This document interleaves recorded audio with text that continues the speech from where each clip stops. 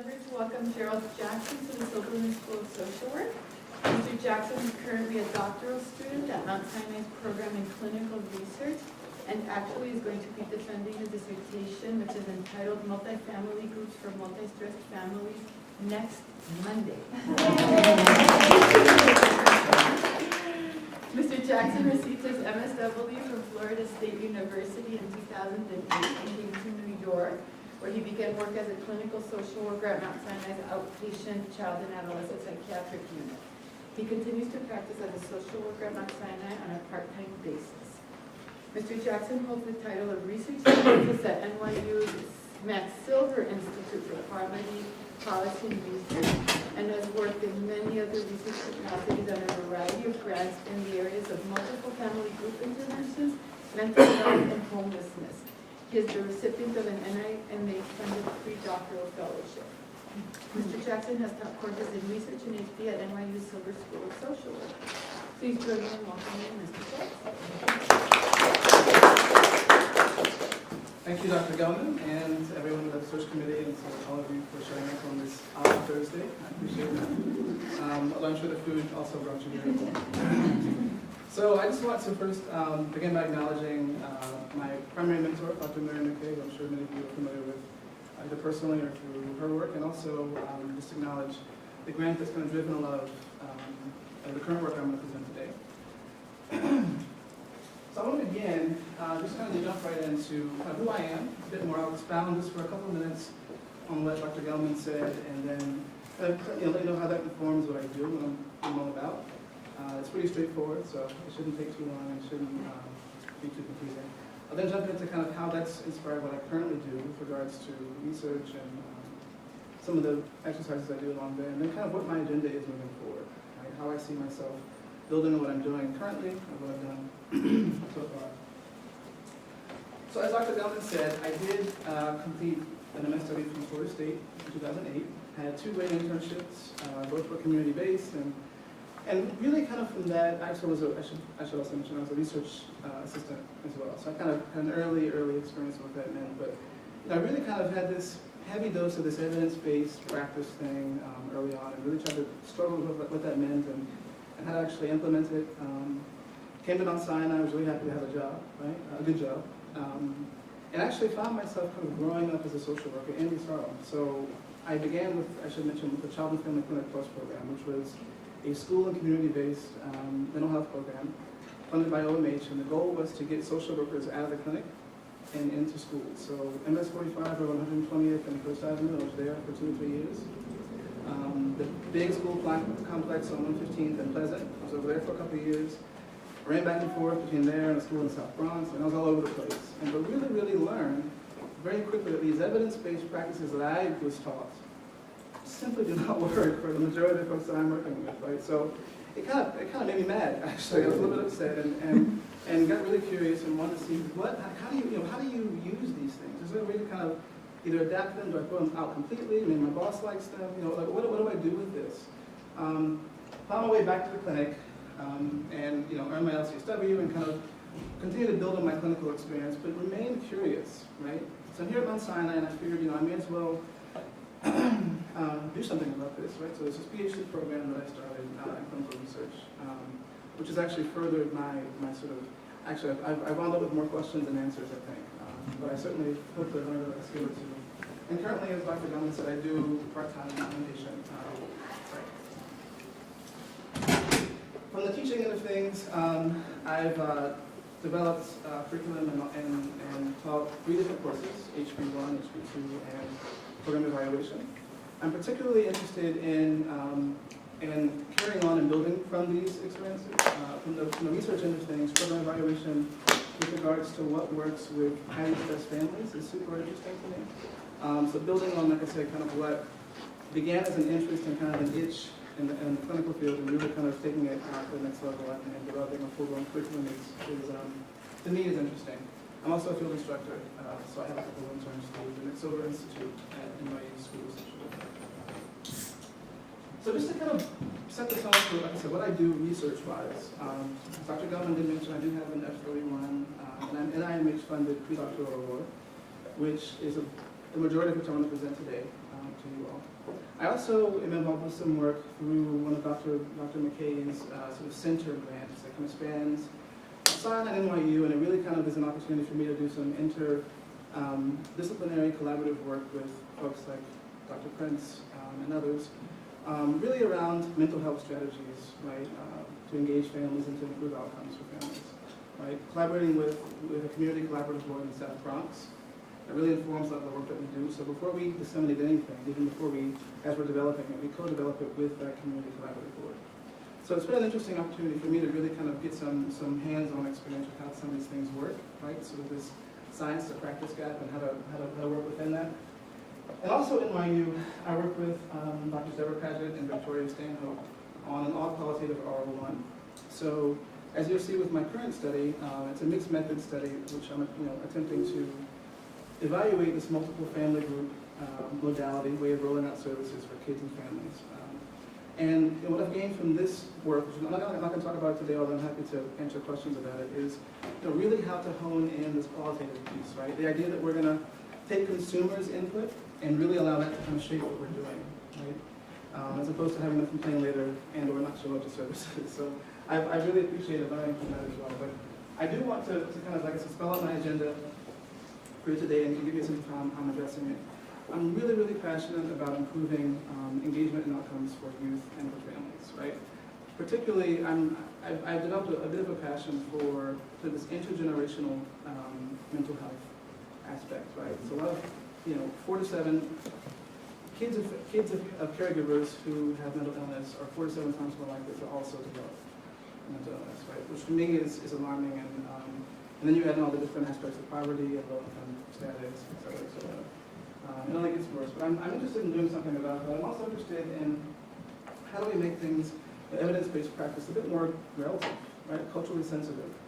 How do we make that, so as far as uptake is concerned and actually service use, right? And then to better understand the perceptions and really experiences of people. And so, we develop these interventions and we want to implement them and use them. How do we make them so that they they have the voice of the consumer from the very beginning, right? So I'm really interested in those concepts.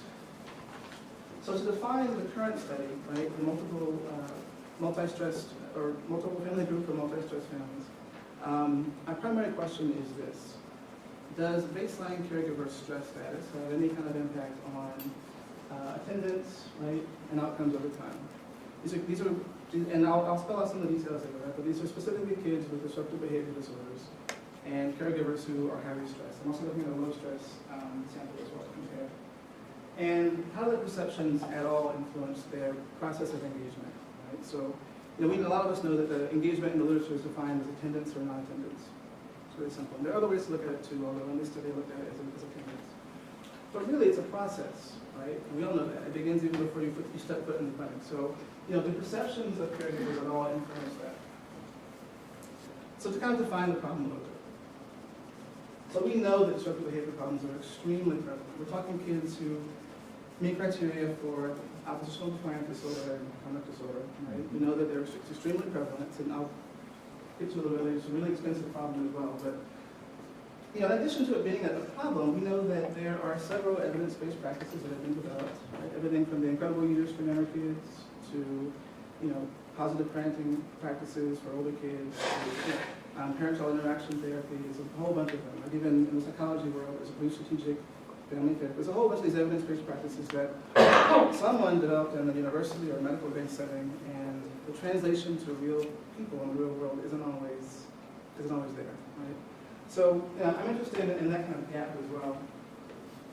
The literature also suggests that family involvement is key, but it's extremely difficult on a number of levels, right? These are real people with real concerns and real problems, and so families also defined in a million different ways, right? So how do we engage these families? I spoke to the efficacy, effectiveness, a little bit. I mentioned it, but this idea that what is efficacious is not always effective, right? How do we address that? And then, of course, what ends up happening is effect size is small. There's lots of data that suggests that. You know, it's an expensive problem, really, really expensive problem, child mental health is, and so the ability to which we can address this is got to be a priority. Almost 1 out of 10 kids, ages 6 to 17, end up having a disruptive behavior problem, right? And these are kids in urban communities. Many of these kids don't even show up to the first appointment, right? And those that do stay an average of 3 to 5 appointments, 3 to 5 sessions, right? So if we're talking like, you know, sort of dose of session, that's not very much. It's really difficult to make some meaningful change in that period of time. So we have to work on engaging families. Many of these families, about 20 to 80%, drop out before the treatment's even over. Really, really serious problem that needs to really be addressed. We all know that, you know, so the more stressed you are, the less likely you're going to be motivated to make some change, right? That seems pretty intuitive, and the literature suggests that. As well, it's less about so much the stress, and a lot of it is really how you perceive the stress, right? So there's some of that variability as well. And, you know, it goes back to, you know, the perceptions of caregivers. So capturing that in an intervention is really, really important. We know that parenting practices are decreased with, you know, the more that stressors occur, right? So that's also something we need to keep in mind as we practice. I spoke of this before as well, the likelihood of children having mental illness and the intergenerational aspect of that. And, you know, we know that certain aspects of caregiver mental health and substance use, for example, are huge mediators of outcomes, right? So there's a way that we can capture that, even though we're the kids in the clinic for a child mental health issue, then we know that we have a better chance of actually, you know, addressing some of these outcomes. So ultimately, we're looking at long-term public mental health impact, right? If we don't treat these things, we're looking at some really, really long-term issues, really, really expensive issues, right?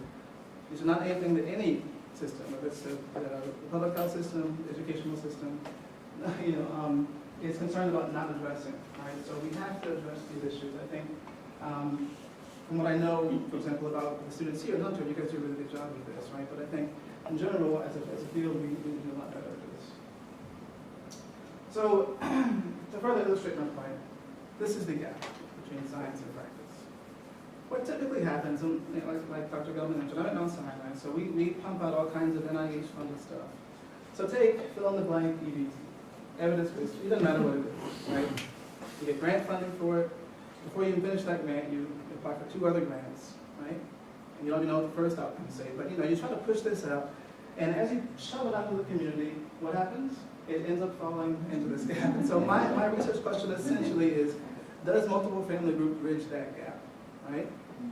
So I'll make a case for that. So why multiple family group? Well, it's a family level mental health strategy. So we have some initial evidence, not much, but initial evidence that suggests that it might be effective, right? So what does it involve? It involves 6 to 8 families. It's evidence informed. It's not evidence based, so we can't say it's been around for a million years and we know exactly how it works with kids who are highly stressed, right?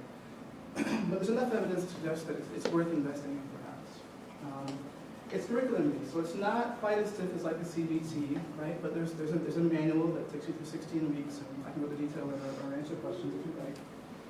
It's co-developed. So I mentioned that community collaborative board earlier, right? So that community collaborative board is full of parents, real parents who have child mental health experience. Other parents, for example, from like, you know, school boards, et cetera, et cetera. They literally run the same room around the table, translating the evidence base to sort of, you know, real world, everyday knowledge, right? Everyday words. So it was co-developed by community members. It was facilitated by trained social workers and parent advocates, right? So these are also parents who oftentimes we recruit from, for example, schools, different boards, et cetera, et cetera.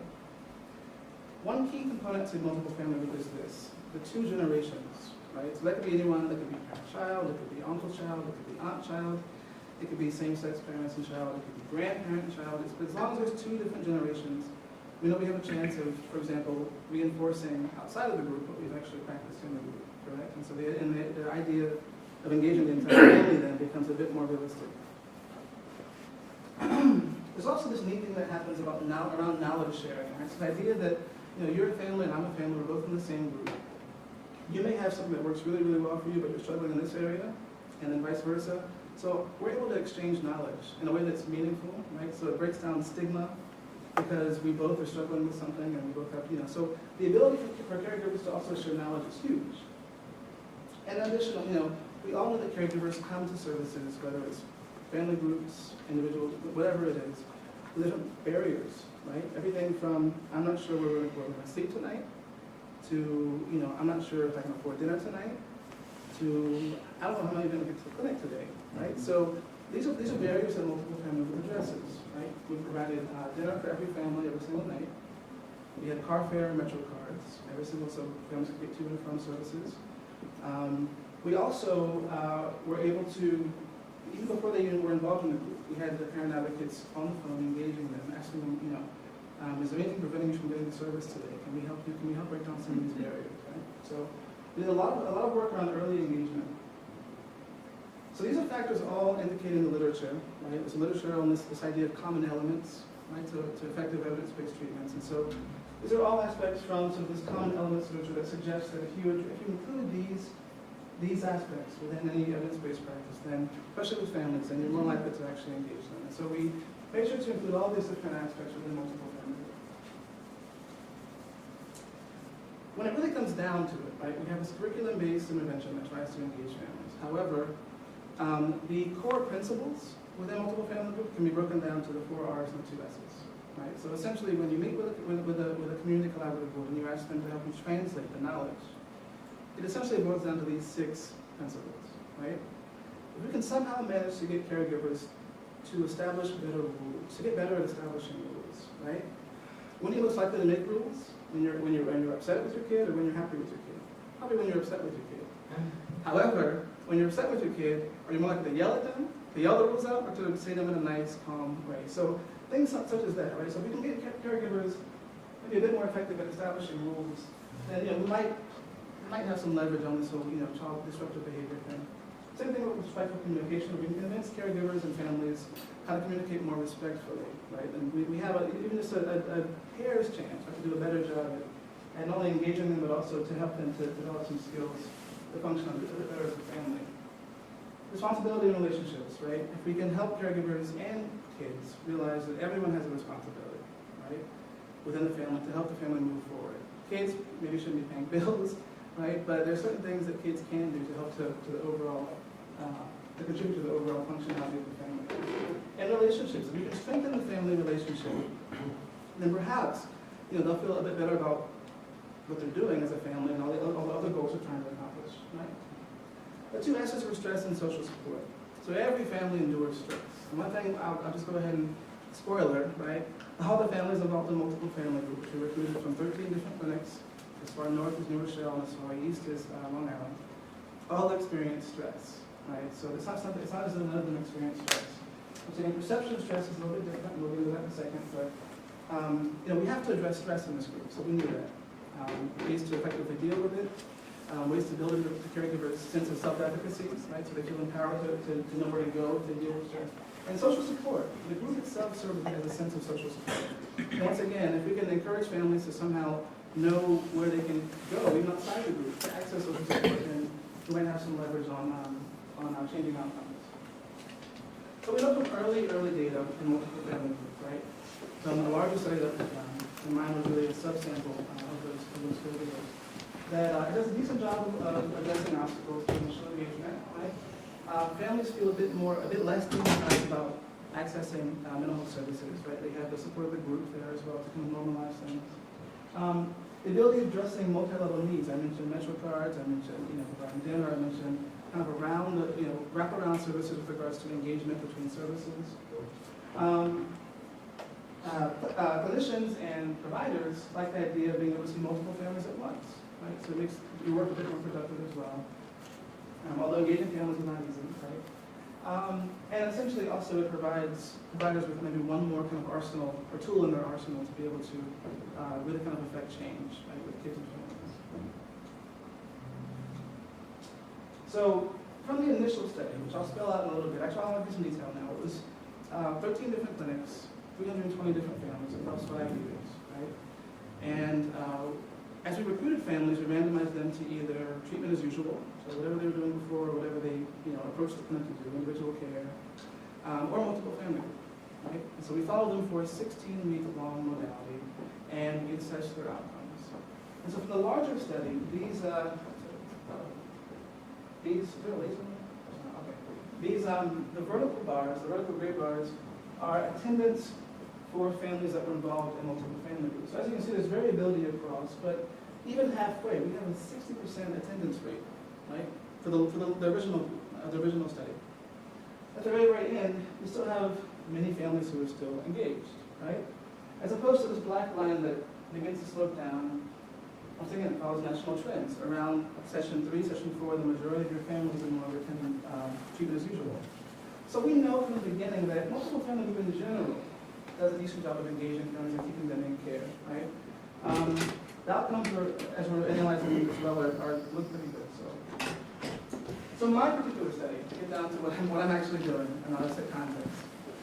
I've taken the families who were randomized to multiple family groups, 191 of them, right?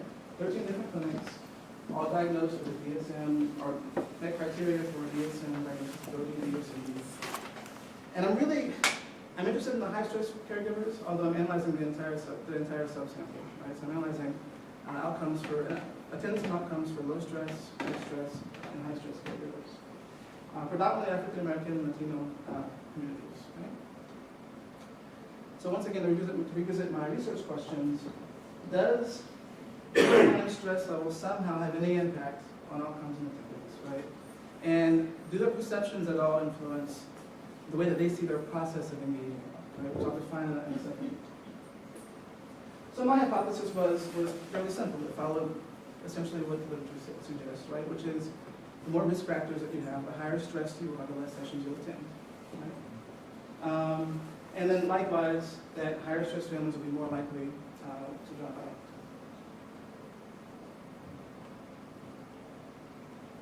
And I was able to explore these two questions quantitatively, right?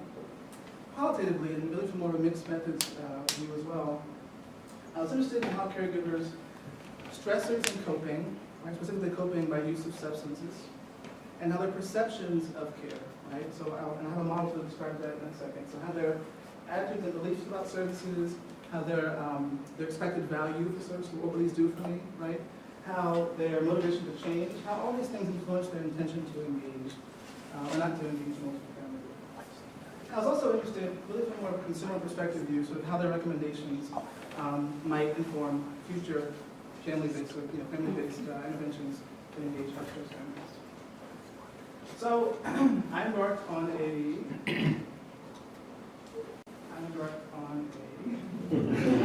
retrospective. Am I going the right way? Is it over here somewhere? Yeah. That's all.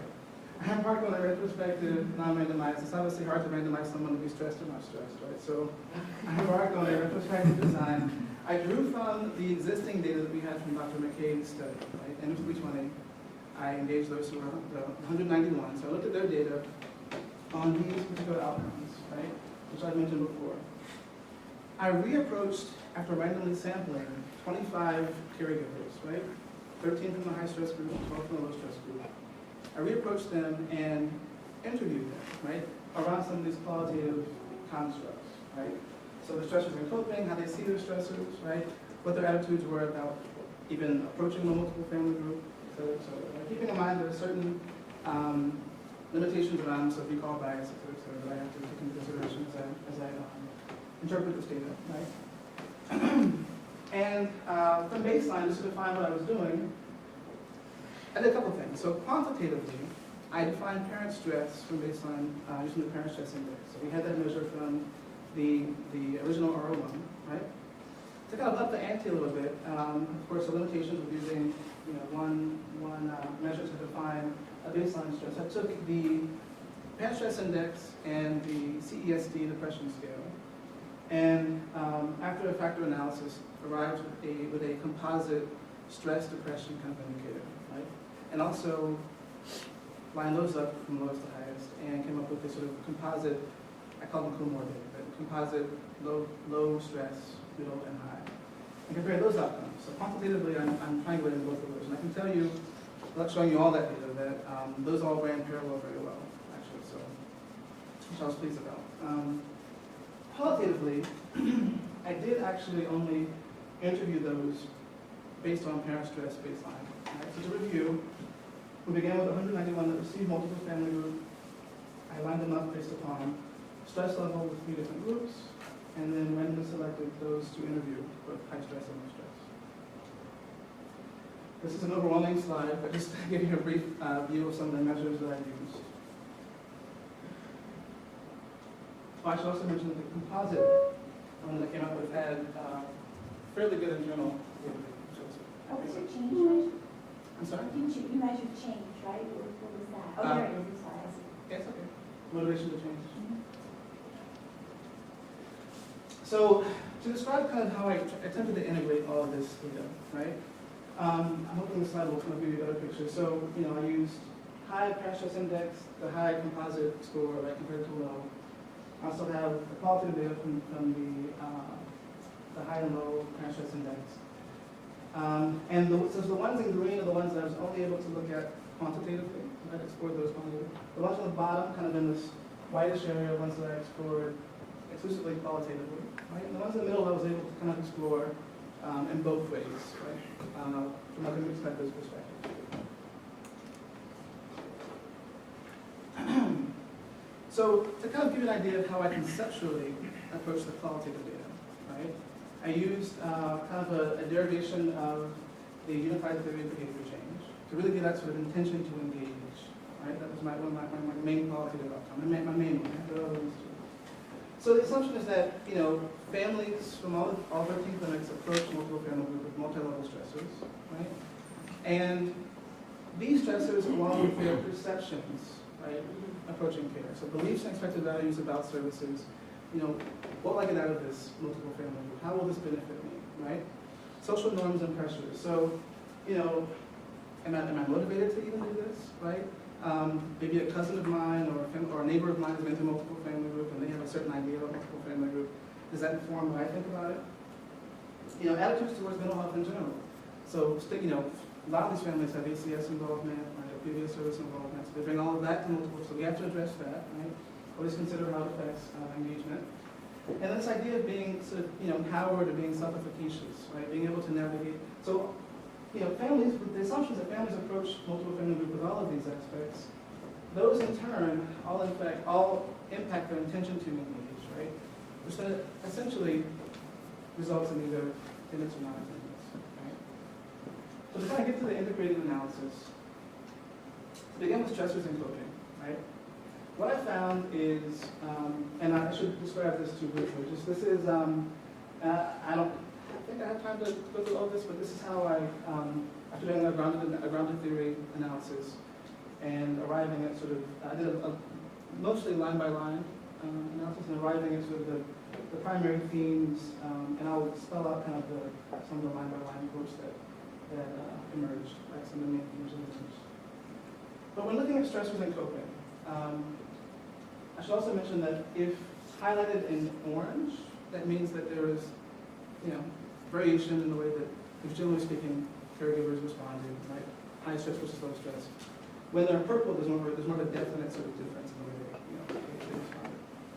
But when asking about, when probing around stressors and coping, right, prior to approaching multiple family group, you're both, once again, not surprising, everyone was stressed. Everyone experienced stress or recalls experiencing stress. So your low caregiver stress, low caregiver group, one caregiver said, I approached multiple family group and my kid was just getting in trouble at school all the time, just every single day. And it was so stressful, I just couldn't handle it. Right? So I came into the clinic one time and I approached his social worker and said, we have to do something about this. Right? I couldn't handle it. Likewise, and then a little bit different, right? One of the high stress caregivers said, his behavior was so bad that I felt so depressed, I was paranoid. I locked myself in the room, and I didn't let myself out. Because if I let myself out, they would see that I was paranoid and I was feeling depressed, right? Once again, they're all stressed, but it's a little bit different flavor of stress. One thing that was interesting too around sort of stressors was this idea of being employed or unemployed, right? Which I specifically asked about, but it came up a lot. Which, when you think about it, if you make assumptions about it, it can go either way, right? It could either be stressful to be employed, or stressful to not be employed, right? But what was interesting is that the majority of the low-stress caregivers that mentioned it, right, that talked about it as being something that, that was not stressful, right? And one caregiver said, am I stressed? yeah, I mean, I experience stress like everyone else does, but at least I'm employed, at least I work. Whereas, generally speaking, in the 12 to 13 years I did with the high stress caregivers, there really wasn't any positive change in employment, right, which I found really, really interesting. Likewise, with regards to coping by substance use specifically, not everyone was, of course, forthright about drinking, right? Because that's something that we know. Everyone is not just kind of, I drink, right? A lot, or a little bit. But your low stress caregiver, one of them said something that was really, really key. She said, I found myself really getting tired of parenting. I had my kid when I was young, and so I started going out with my girlfriends, and my kids actually mentioned it to me. They miss me being at home on Saturdays, and so I've pulled myself together, and I finally said, I'm done. Right? So this idea of sort of like, she's able to deal with it or address it somehow, or has a lot of the high stress caregivers that mention coping, mention in a bit different way, right? I was really, really stressed, and she mentioned in the context of that, I just need a cold one. So it's almost like she comes home, I just need a break. She was very honest about it, and that was, I thought, really interesting, really interesting. So we're looking at some of the quantitative data around pre and post stress outcomes, right? When stratified by stress level, the blue bar indicates pre-test stress level, the pink or orange bar indicates post-test, and the red dotted line indicates sort of a normative, clinically significant, so like a clinical cutoff level, right? Not diagnosing stress, but so saying if we're above this line, we're a little bit concerned about your stress. Right? What was interesting is that your low stress caregivers, so it's a 90, what that line is on, right? Your low stress caregivers began below that line, and they ended below that line. And we're not too shocked about that. We're actually happy about that, right? That, they didn't improve. They didn't incur lots of stress by being a multiple family. That's good. Your high stress caregivers, though, came in at 125, which on the parent stress index is extremely high, right? Once again, caregivers that didn't know where home was going to be after this multiple family. I mean, lots and lots of different stories. And they did experience a significant decrease in stress. However, they still left multiple family group above kind of what we, So I found this finding interesting. And actually, I didn't propose it a priori, but I still got curious and said, well, so I'm happy that they had a decrease in stress. That's an awful big decrease. Perhaps there's something, so, maybe there's a kind of a regression to the mean effect, but we'll get there in a second. We see a similar effect with child behavior, right? So we measure child behavior at both pre and post. All the kids at pre, of course, were above the clinical cutoff, right? That's part of the definition of being diagnosed with the DSM-IV diagnosis of disruptive behavior disorder. We're happy to see that, once again, the low stress caregivers had a not clinically significant, or not statistically significant, but a meaningful decrease, right? So low stress caregivers left with their kids no longer above the clinical cutoff line. And our high stress caregivers, once again, had a massive decrease, which I'm happy about. I'm happy that they perceive that, but it's also very, very curious. So I did engage in a post-hoc analysis, adjusting for the estimated effect of regression to the mean. This is an equation, I won't go into the equation, but it's something I found in the epidemiology literature, right, where it allows you to sort of calculate what would be the estimated effect of regression to the mean. And what we find is actually the child behavior difficulties measures don't hold after you adjust for regression to the mean, but the parent stress do. So I have fairly good confidence that those effects were real effects, right? Parents actually did experience a decrease meaningfully in multiple family groups. So to kind of speed forward, to look at caregivers' attitudes and beliefs as they approach multiple family groups. Your low stress caregivers seem to kind of come in with a bit more kind of confidence in what they were doing, right? So I knew what I was approaching, I was looking forward to it, et cetera, et cetera. Your high stress caregivers were a bit more skeptical about approaching services, right? Which we know to be in the literature. So not only is minority status a big indicator of sort of, increased stigma around approaching services, but we seem to have also, in fact, based upon stress in this particular study. Back around to the idea of self-efficacy. Your high-stress caregivers just didn't seem quite as empowered, right? They're a bit more anxious, they're a bit more hesitant to approach services. Whereas your low-stress caregivers seem just determined, right? Not all of them, right? But generally speaking, there was just a difference in the way that they they seemed, in their perception of their ability to sort of, approach services, right, despite circumstances. With regards to motivation to change, there was no mind-blowing difference here, right? They all felt as though not all, but many of them felt as though they had successfully developed an alliance with either the therapist or with the group, right? And so there was this kind of effect that we saw really across stress groups, which we were happy to see.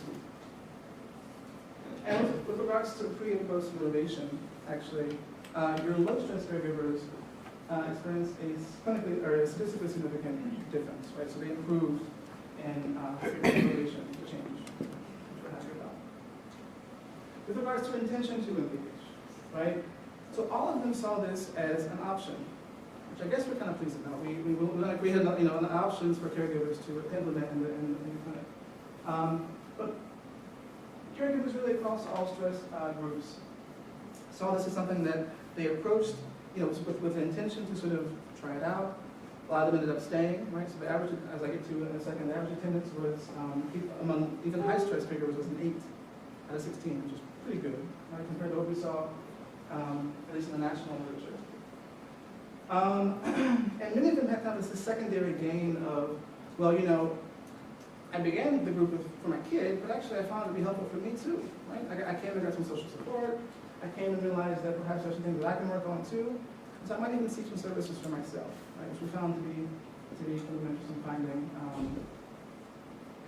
One thing that was a little bit different is that your low stress caregivers seem to, once again, kind of along the lines of meditation, perhaps it has to do a little something with self-efficacy, but motivation. But the idea that sort of they were there for a reason, right? Versus your high stress caregivers kind of had to make a loop to realize why they were there, right?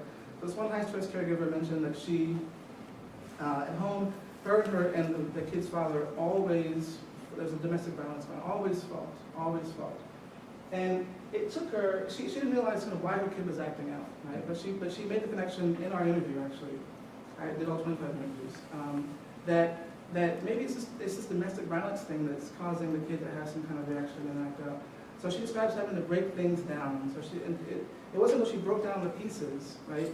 But she realized that perhaps this is maybe related to my kid's acting out behavior.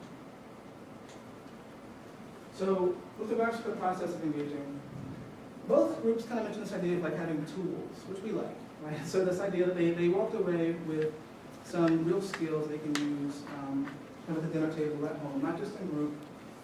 They mentioned feeling comfortable, people listen to them, if they could relate to other people, which we thought was nice with regards to the process of engaging. If we look at attendance rates, or mean attendance across stress groups, we find that, once again, so there's no difference pairwise if you compare mid-stress to low stress. But there's a difference between low and high stress, right? So your low stress group did indeed attend more sessions than average 10.4. Your high stress groups attended an 8. Still not shabby, right, with the national average being 3 to 5. And we find that even the median attendance rate, even at 8 weeks, 50% of your families are still involved. That's pretty fantastic. With your high stress families, right? We're happy with that number. With regards to rates, just to get one more look on sort of how attendance works. This is just a Kaplan-Meier, and the numbers on the bottom represent how many families per stress group. So we can't exactly ascertain which families, right? But how many families per stress group attended per session, right? The red line up top is your low stress caregivers. The blue line on the bottom is your high stress. Green line in the middle is your middle stress, right? So we can tell very, very clearly that even around week 8, there's a significant difference, right, in the rate of attendance between high and low stress. Down towards the end, the numbers get a bit small, and the estimates become a bit difficult, so you see the lines tangling. But in general, there's a significant difference between the rates of attendance, between low and high stress. So, from a multivariate perspective, I wanted to really take a deeper look at factors associated with risk of dropout, right? So at any given week within multiple family group, what is the likelihood that a low stress versus high stress caregiver will be at risk of dropout, right? And so what we see is so model 1, just to describe, model 1 is the breakdown looking at parent stress from, just from the PSI, the parent stress index, right? Model 2 is looking at parent stress index from this combined parent stress and depression scale, right? So regardless how we define stress, either way, we see that high caregiver stress is a significant predictor, right? If you're a high stress caregiver, you're more likely to drop out at any given week than multiple families. Same with those who cope using substances as well as those who are unemployed. And when we take a look at, stress at baseline defined by this composite stress depression, we see the same exact results. There's no major shift, right, in the way that these outcomes pan out. I should mention that this model, this marginal model, is a way to do, it's an extension of Cox regression, right? So the limitation of Cox regression is you're only allowed to have one event, right? So obviously with families, it's not just that they're censored, they don't show up. They just didn't come to session 2, they came to sessions 3 through 16. So the ability to have repeated events, the event being attendance, is what this marginal model allows you to do. The difference between this model and the one I'll show you, though, is that clinic site was included as a fixed effect. And so to include the variation inherent within a multi-clinic study, I proceeded with a frailty model, which is similar to the one I showed you before. The difference is that it allows you to include random effects. Does that make sense? So even looking at it with this, even including the variation by clinic site, we still see a similar effect, right? Those caregivers who are high stress, greater risk of dropout. Caregivers who go by substances, greater risk. And it doesn't change when you analyze, when you define high stress at baseline with the composite stress dimension. So just to kind of conclude with the recommendations that caregivers had for multiple families. With regards to recommendations to other families, maybe future families, across the board, they had mostly positive things to say. There was an occasional disgruntled parent that said, there's that one provider that victimized me and, looked at me a certain way because I had ACS involvement. There's some variation, of course. But generally, families, the ones I interviewed, families had positive things to say about multiple families, generally speaking. Encouraging other families to give it a try, right? With regards to feedback to providers, it was interesting. So the initial thing that a lot of caregivers said was, it should be longer. You should elongate multiple families. I'm sitting here thinking 16 weeks is not long enough. I mean, you got, it's a difficult intervention, especially post-study, right? We're talking about effectiveness now, right? To implement in the community without all the perks of dinner and MetroCard and this and that. What they kind of meant, actually, upon probing further, and this really came out more in the high-stress providers, is that, and a little bit in the low-stress too, is that they actually want more of a hybrid kind of approach, right? So if I come to session 3 with a really, really serious, that has nothing to do with the material for session 3. I want the option or the ability to discuss that, right?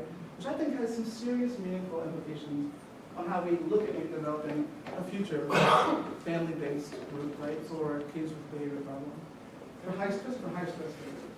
I'm sorry, before you do that, did you ask them about the contradiction between wanting longer but not attending all those sessions? So it's a great question. So upon interviewing them, I had no idea what their data was. I didn't have this is a caregiver 201.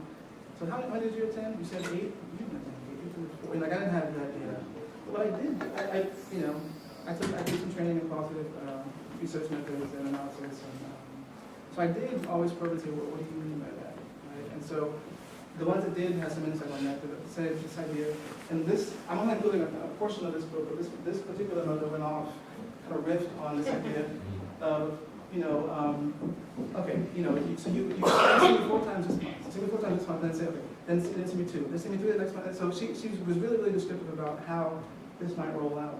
In addition, this caregiver expressed that, if you know someone's really stressed out, then just take some time out, right? So kind of see me as someone that is not bound to a manual, 1 through 16, and really someone that perhaps we can build into this 16-week thing, maybe 3 sessions with the whole family, and 1 with just, a parent support group. There are different models, which I can propose in a second. To wrap things up, so we know that your high-stress caregivers tend to do less than your low-stress caregivers. We also know the risk of dropout. So these aren't shocking or all too surprising, but this study did confirm what sort of the evidence suggests, that those who are higher stress are also at a higher risk of dropout. We also know that those who reported significant improvements in caregiver stress, the high-stress caregivers did report significant improvements in caregiver stress and behavior difficulties. We know, that, however, that the behavior difficulties, after adjusting for regression to the mean, may not completely hold, but they did improve. And then, of course, the low-stress caregivers improved a slight increase in motivation. So from more of a qualitative standpoint, once again, all the families were stressed, right? So the idea of categorizing them as low versus high is maybe a little bit of a misnomer. It's really lower and higher, right? It's kind of what I found. And really, I think perceptions are key, right? And so I'm not sure that this idea of how caregivers perceive stress is really adequately incorporated in some of the evidence-based treatments that we have. But I think it's something worth looking into based upon this study. And this idea too that maybe your high-stress caregivers are a bit less on the outset willing to kind of just, just kind of an attempt, right?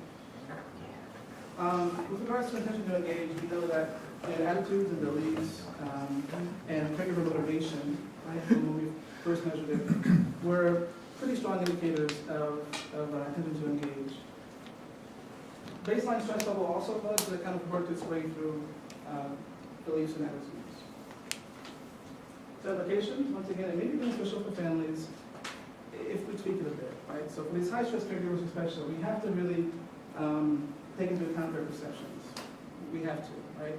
And the idea too that they want more of a hybrid approach as well, right? So we have to take into account that caregivers bring real problems and real issues to the clinics.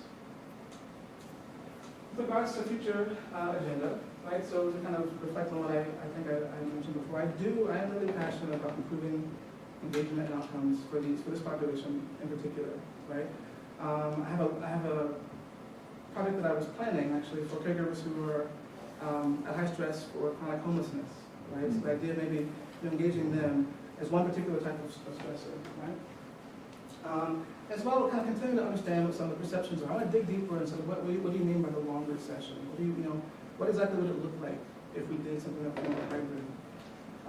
And also, just in general, improving these strategies for implementing these evidence-based treatments. I touched on most of this already before. Obviously, everyone would like a larger sample size, right? So that would be a goal of mine to somehow engage in a prospective study, right, where there's maybe perhaps less potential for recall bias, et cetera, et cetera. I could maybe even match on propensity instead of just random sampling retrospectively, but to take a more rigorous approach to not only engaging these families but also making meaningful implications of the data. And that's it.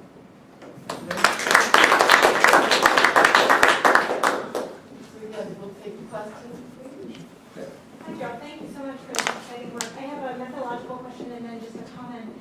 My question is, your intention seems to be to really differentiate the lowest stress versus the highest stress. And you had a mid-stress, a mid-level stress group. And I'm wondering what your rationale was for including them conceptually and operationally in your study. My sense is that it did nothing more than detract from the sample size that could potentially have been in a low versus high group, and thus your power to detect differences because you had somewhat of a small sample, 190 body weight. In many of your analysis, it seemed like you were using two-thirds of your sample when you weren't comparing just low to high, or I'm sorry, you were comparing all three. And you didn't seem to find a lot of significant differences, or maybe even clinically meaningful differences between low and mid to high, where you saw the most meaningful impact was between low and high. So that's my question, so just your rationale. And then my comment would be, the strength of your study is that it's mixed methods, but then I hear you kind of apologetically saying, oh, I did a couple of post-hoc analyses, So my comment there, and this is just kind of more at the field, is it sounded very much like a quantitative assumption that you had to do everything, kind of the hypothesis testing, and know what you're looking for going into it based on your theory. But the beauty of mixed methods is you did a qual-quant study where you were informed, your quantitative analysis, your subsequent quantitative analysis were informed by the richness of the qualitative data that you found. So that's just my comment, but my question was more around your rationale for not Certainly. doing like a median split of just low, high, and including that middle group. Absolutely. So I initially set out looking to compare high-stress caregivers to someone, right? And I think that the difficulty with the median split is you don't capture those who are really, you capture those who are the highest, but also there's, a bit more range. I think it's a fair question to ask. Conceptual, so I think to your point around modeling with 2/3 of the sample, I do lose power. I get that. My intention though was to really say something specific about high-stress caregivers, right? And so I wanted to make that a sort of a binary comparison. I think your point is well taken though. From the power end of things, that was really a result of my dissertation. So there's some limitations there, of course. And to that end as well, with the post-hoc quantitative analysis, that's really kind of a result of what my committee has asked me to do.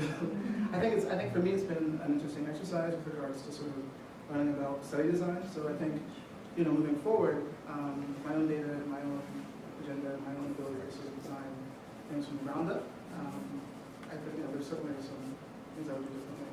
But everything you mentioned is completely makes sense. And your second question was? Well, it was more a comment, but you answered it. Yeah, thank you. Okay.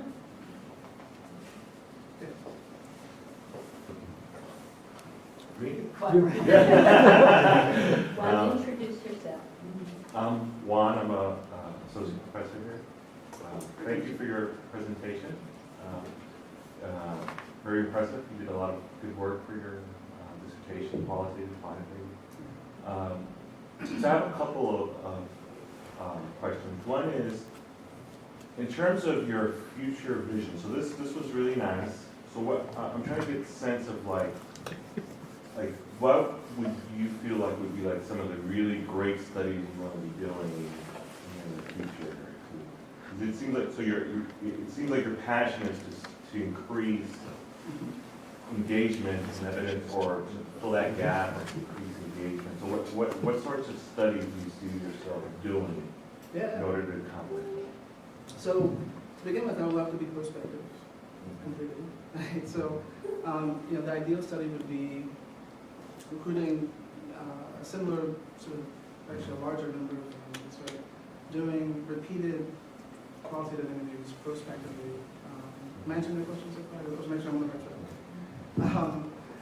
Really recruiting families who, my idea, ultimately I want it to be meaningful. So if it has no relevance to the community, and those who, research evidence suggests, and also through my own clinical work, so it's postulating, those who had the most risk factors and the most stressors just simply didn't make it to the clinic as often. I ran multiple family groups outside the study, I think 25 different groups across, 3 or 4 years. And they didn't engage, they had a difficult time, So I think really, for me, and this is really more, I guess, sort of the scientist speaking, doing this all prospectively, without slamming it all clinical data miners, to me would be a dream. I think scientifically, methodologically, it would eliminate a lot of the questions around sort of, what now currently are fair to criticize gaps, sort of like, in the method. I don't know if that completely answered your question, but. So you would like to kind of make a design where you would look at as it's happening, like in real time? As it's happening. Why are you engaging and not engaging? Exactly. And hopefully be able to take that to make recommendations. So multiple family group I think is a great place to start for me as, a young researcher. I think I used kind of things that I had access to with regards to mentor data and the ability to kind of go out and jumping in zip cars and trains and really tracking down caregivers all over the metro area. Ideally, I would like to do all of that from the ground up myself. So and being prospective to me is really, really important. There's a lot. My conclusions can be a lot stronger. And even the way I define stress, I think, and even engagement. I think there's some really innovative ways now to define engagement. So I just kind of being this binary thing. There are scales that exist. I think Yachinov I forget the researcher's first name, developed this engagement scale that's actually multidimensional. So it really gets at more of the process of engagement. So what does engagement mean to you, other than just you showing up or not showing up? so there, and it's a paper I'm working on right now with a professor at the university. So for me, really, it's the process. With one of the assumptions being that if services are going to work, right, you got to get to the clinic first. So I get to the school first. I get to whatever the community-based places that caregivers are congregating, the families are congregating. And maybe I'll do my comment too. That's not one thing.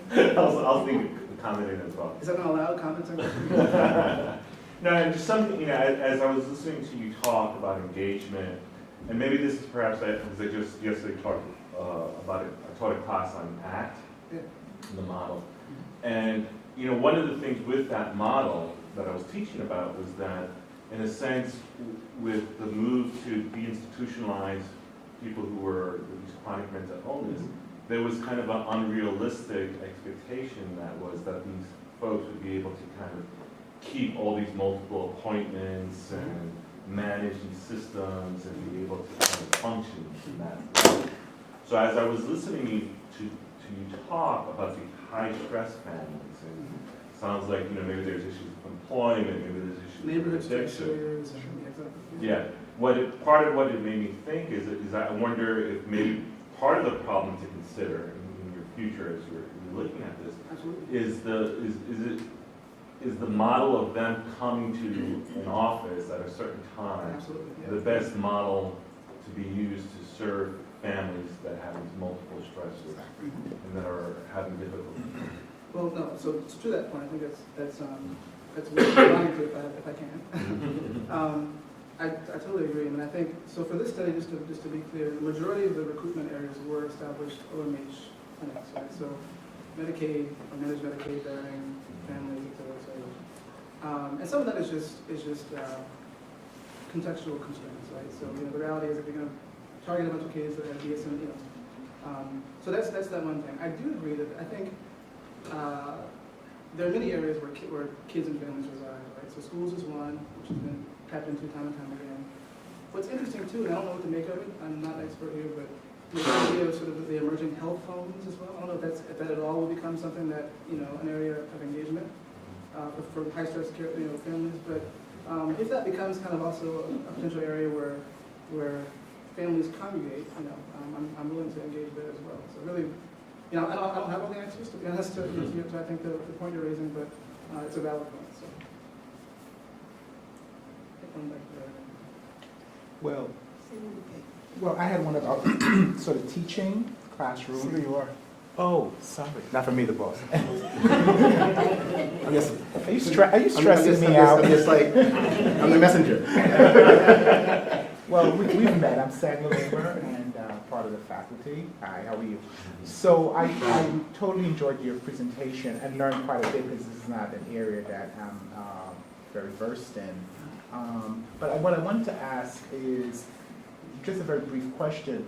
How would you sort of translate this to students who are in placements doing, a variety of things and pretty much coming in contact with high-stress families and people who really are dealing with multiple stressors? What would be the translation? So it's funny you mentioned that. I think it was a year or two ago, actually. I guest lectured the class here for one of the practice courses for Dr. Marie Omiye, Oh, okay. where I essentially I introduced multiple family group as sort of a class exercise, right? So I described what it was. So I described kind of what the modality is from a very practical, elementary kind of, and then I split the class up into family groups, right, of all different sources, asked them to kind of play a different role, right, same-sex parents with a kid, single parents, etc., single dads, we didn't want, it in the study, but they should be, and really had them role play it, and they loved it, right, and I've done this not only here, but at Columbia, I've guest lectured at, before I was even an adjunct in my year, I did that as well. So it translates really, really well. I think with regards to the implications of this study, which I think kind of gets more directly to your question, I think it becomes really, really difficult because we're working against systems, right? So if you're an intern and you have been trained and very well trained, of course, because you're a Hunter student, right? But very trained in your evidence-based strategy, and or your clinic site or your field placement has their own pet evidence-based, something they want to have you do. I think it becomes really difficult as a student. How do you empower a student? I think maybe part of what you're asking to sort of say, is there a way that I can not do session 3? Right. Kind of, let me step up for a second, Ms. Jones, supervisor, they came in with this, I know we learned, TFCBT or whatever it is that you want me to do, but I think it becomes incredibly difficult. I think the first step is having the students become aware of these, right? So just because you learn something in a manual or steps 1 through 5 doesn't mean that you can't address what caregivers and families bring to the clinic, or to the school, or to whatever it is. I think it starts there. The rest of your answer. And because a comment too, what prompted me to ask the question is, I teach clinical practice, and in the third practice course, students are exposed to a number of evidence-based practices. So I'm teaching them at I'm teaching CBT now. I'll be doing our EBT next week. And last week and this week, a lot of pushback from students about, the efficacy, feeling like it's manualized, feeling like it's not being respectful of clients. And so implied in my question was that. And, spending a lot of time really either debunking certain things that students feel about CBT or evidence-based work, and really helping them to kind of, widen the lens a little bit. Because many, in my class at least, I can't speak for other people's classes, there's a lot of concerns that, people are moving in with a manual and not really, quote, staying where the client is and just kind of going forward. Yeah, I think it's a larger problem, but also it can be addressed. But I'd be happy to get section from the class. I'll bring you in. Yeah. We'll bring you to the lab. Exactly. I'll start with my comment and then the question. The comment is that this was so elegantly presented, it made me want to cry. But you did a very quick run through the efficacy effectiveness issue. And it's always troubled me in this body of research where there's so much emphasis on attendance and engagement, where the ultimate dependent variables that we're interested in are not dealt with, they're just assumed. Absolutely. So what do you have to say? So maybe I can rephrase your question. So I'm not sure I understand what you're really getting to. So you want me to speak to this idea of efficacy versus effectiveness a bit more in a larger context of sort of more important outcomes, the reason those became social workers in the first place. Or in the meso context of this model of intervention. Sure, yeah. So multiple family group was designed from the very, very beginning as an engagement strategy, right?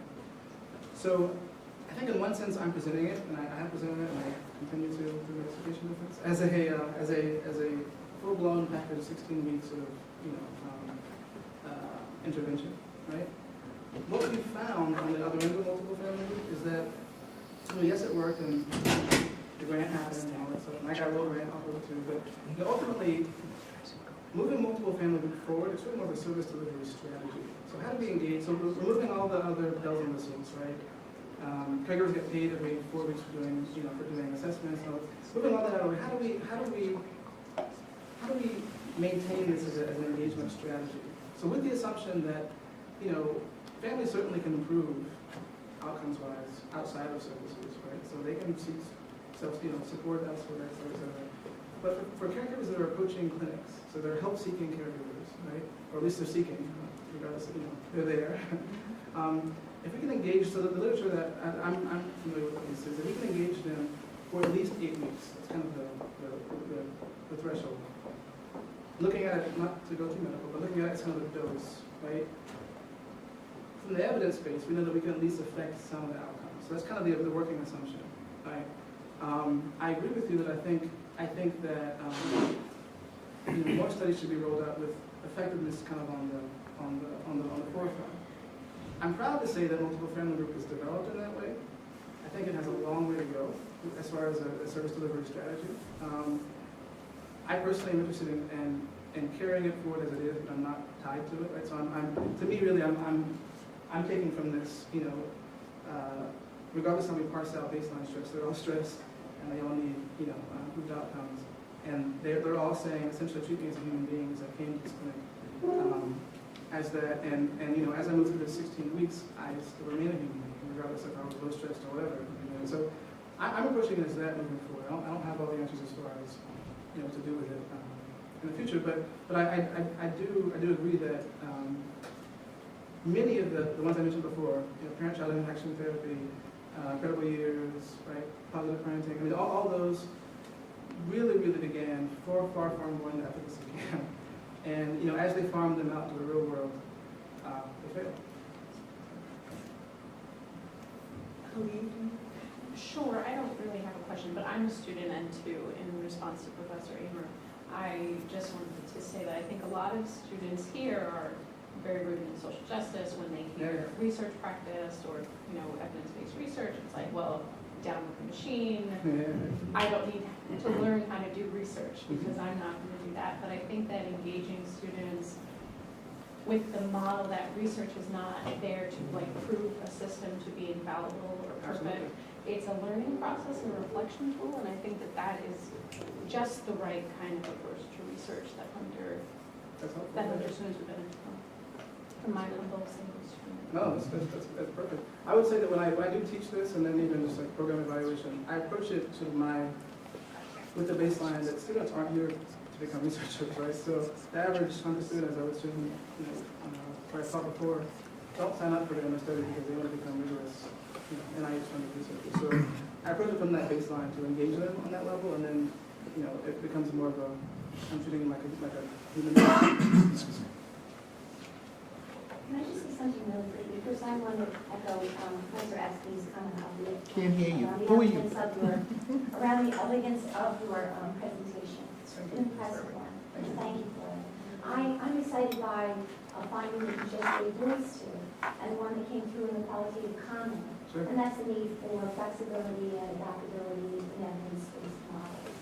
And I think that if you explored that and published on it, I think that would make a striking difference in the conversation around this struggle that we're having in the field around evidence-based practices and what that research is. I just sort of wanted to sort of comment on that and say I'm excited by it. I appreciate it. But just as a small plug, I do have and I can disseminate I have it's soon to be, disseminated call for papers around this line for research for social practice. So I can disseminate that That's wonderful. as a co-host. And I absolutely love the slide of evidence-based falling into the It often does. I didn't make it up. It often does. Thank you. Michael Lewis, I teach policy and statistics sometimes. And I have a question and maybe a comment, depending on the answer to the question. So the question, and I wanted to see if I understood something correctly. So, as I understood the sampling, the way it worked out, there was random assignment to an intervention and sort of the normal intervention. Yeah. And then you took all the folks who were assigned to the intervention for your study, correct? Right? Was there a random selection process initially? In other words, not just random assignment, was there random selection from the population initially? In other words, at the first step, when you got the folks that you randomly assigned to the intervention or not, Yep. were they randomly selected from some overall population? No. No. So they were all caregivers In who were clinics, right? at clinics, correct. And my comment is that, and this is just really more for maybe later on, you can think about, there's a fair amount of discussion, as I understand it, in statistics about, in a sense, your sample then is not a random sample, Absolutely. right? So there's some discussion in statistics about whether or not inference and all those things really make sense without a random sample. And so one way around it you might want to think about, if you haven't already, is there, to get around that problem these days, a lot of people are using simulation, computer-intensive methods. So maybe to justify what you're doing more, people do it all the time, as you know, but to justify it more, you may want to try to think about more of those computer-intensive methods, because that's a way of simulating the population and samples. You don't really have a random sample. Yeah. That's one thing I thought about, just technically. That's I appreciate that. I hadn't thought of that, so I'd love to learn more. That makes complete sense. So, certainly the limitations around sampling from clinics. Right. I It's understand. very common, so it's not you, it's very common. Yeah, Thank you for that. Many of our colleagues have left because they're teaching at 10 o'clock. I'm not. We have like 5 more minutes. I wonder if you could just say a little bit about your teaching experience about, but a little bit about your philosophy, how you teach students in class, give us some examples, but I think that would be helpful. So I'm pretty interactive in class. Once again, so and it depends on where I am too, right? So, being at NYU, I have a sense of sort of who the typical student is. Not in a judgmental way, but just from talking to senior colleagues and kind of understanding, who approaches the classroom. But I tend to teach in a way that assumes that students will be engaged if they're interested in the coursework. So I go to extreme lengths to make it interesting, right? So the EBT falling into the whole kind of thing, that's part of the course with regards to how I sort of deliver content. I also tend to teach with a balance of sort of, knowledge, so sort of, me delivering information for maybe half the period, and the second half of the period, or if it's like a, 3 times a week sort of class, so maybe the first, on Mondays, it's the me delivering information. On Wednesdays and Fridays, it's really more hands-on activity. So, I'm real big on role plays. I'm real big on breaking into small groups and, doing activity based upon what we learn. For the program evaluation class that I had last semester in the fall, I had, from class 2, I had students break up in pairs and begin on a research question based upon their own clinical experience, either in their internship, second-year students, an internship or some clinical experience that they've had practically in the real world, or some question that they want to explore or evaluate. And those 2 students followed that entire, so as they were delivering coursework, et cetera, they followed that research question and explored it the entire time as they gained knowledge throughout the coursework. So it began this kind of like, not quite a capstone, but this sort of, ever-evolving project as they moved through the semester, which actually got really positive reviews. Some of the non-research, oriented folks from class 1, obviously, were not thrilled at first, but actually I think at the end everyone ended up being happy. So really for me it's a balance between sort of, being delivered information but also interacting with it. Is there any final comment or question? Thank you so much. Thank you all.